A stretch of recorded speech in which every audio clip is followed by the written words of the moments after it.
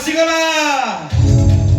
जय जगन्नाथ स्वामी, जय जगन्नाथ स्वामी, जय जगन्नाथ स्वामी, जय जगन्नाथ स्वामी, जय जगन्नाथ स्वामी, जय जगन्नाथ स्वामी, जय जगन्नाथ स्वामी, जय जगन्नाथ स्वामी।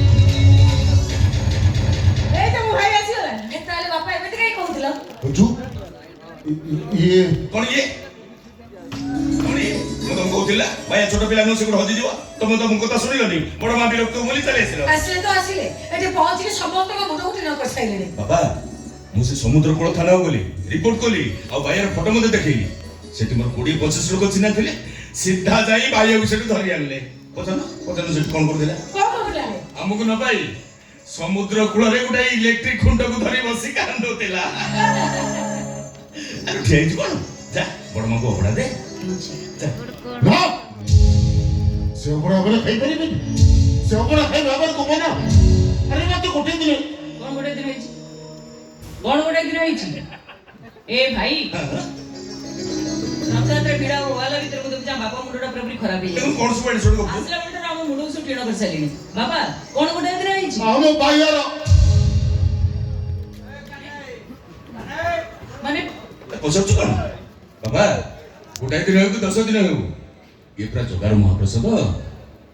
ମହାପ୍ରସାଦ ଅର୍ଣ୍ଣ ବ୍ରହ୍ମ ସେ ବାସି ହୁଏନି କି ମାରା ହୁଏନି ସୃଷ୍ଟିରେ ଏମିତି ଭୋଗ ନାହିଁ ଯାହାକୁ ବାସିରେ ଖାଇ ହୁଏ ଏନ୍ତୁଡ଼ିରେ ଖାଇ ହୁଏ ମଣିଷ ଶବ ଦାହ କଲା ପରେ ବି ଖାଇପାରନ୍ତି। ଠିଆ ହେଇଛୁ କଣ ଯା ବଡ ମାଙ୍କୁ ଅବଢା ଦେ ଯା। ए सुना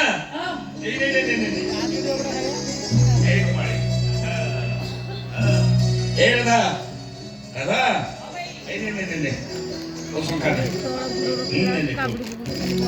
এইটি গুঞ্জে যাও तू देखिस ना खाली से आंचल तू এ देख মোবাইলটা তো এলা উঠোদা अरे উঠোদা এটা তো উঠোদা ধরুন ধরি পাই কি সুতা উপরে উঠা हेलो